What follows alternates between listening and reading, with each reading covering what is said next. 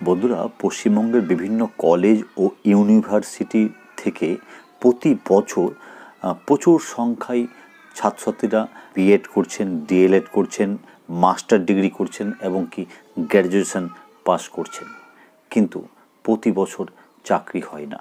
এর ফলে প্রত্যেক বছর ছাত্রছাত্রী বাড়তে বাড়তে একটি হিউজ পরিমাণে কম্পিটিশন কিন্তু প্রতিদিন বেড়েই যাচ্ছে। অন্যদিকে বিদ্যালয় থেকে শিক্ষক বা শিক্ষাকর্মী অবসর গ্রহণ করলেও সেই রেশিওটা কিন্তু ঠিকঠাক মেনটেন হচ্ছে না। তবে প্রতি বছর বা 2 বছর অন্তর অন্তর যদি চাকরি দেওয়া হতো তাহলে সেই সংখ্যাটা অনেকটাই ঠিকঠাক মেনটেন হতো। কিন্তু আমাদের বর্তমান যে সরকার রাজ্যে রয়েছে তাকে কিছু বলতে গেলেই বলে যে আমরা চাকরি দিতে চাই, বিরোধীরা চাকরি দিতে দিচ্ছে না, বা কিছু প্রার্থী আছে যারা কোর্টে চলে যাচ্ছে এবং আমাদের চাকরি দেওয়াটা আটকে দিচ্ছে। জানি না এই কথাটা কতটা সত্য, আপনারা অবশ্যই মন্তব্য করবেন এই বিষয়ে। তবে আমার এই জায়গাটা দাঁড়িয়ে একটা কথাই মনে হচ্ছে যে প্রতি বছর না হলেও অন্তত 2 বছরের মধ্যে একটা রিক্রুটমেন্ট সরকারকে অবশ্যই করা উচিত, অন্তত এই সমস্ত বঞ্চিত ও যোগ্য প্রার্থীদের কথা ভেবে।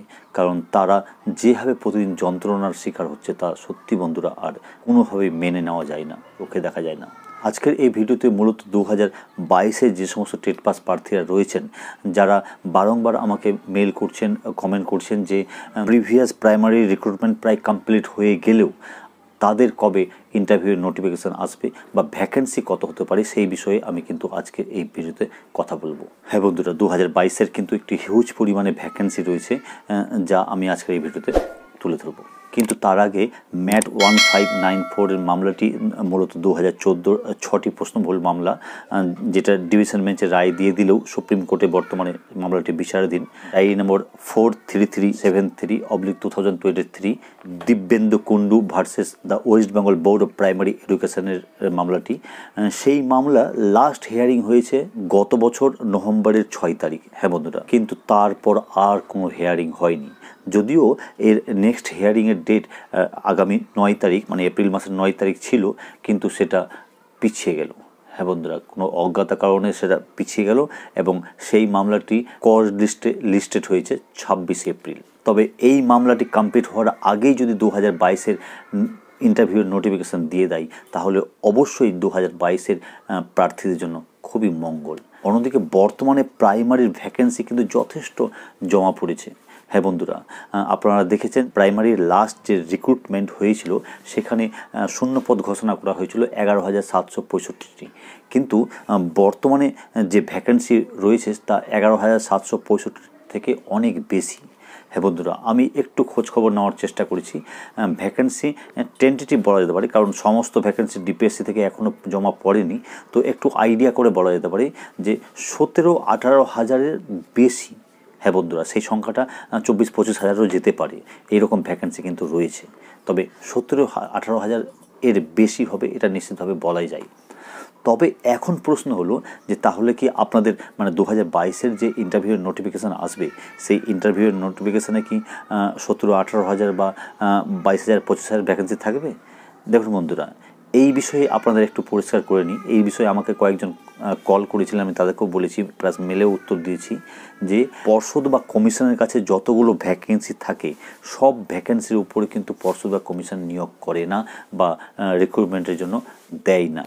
হ্যাঁ বন্ধুরা, বিগত বছরও আমরা দেখেছিলাম যে প্রাইমারির জন্য 11,765টি শূন্যপদ দেওয়া হয়েছিল, কিন্তু তার চেয়ে 2-4-5 হাজার কিন্তু বেশিই ছিল শূন্যপদ, কিন্তু সেটা দেওয়া হয়নি।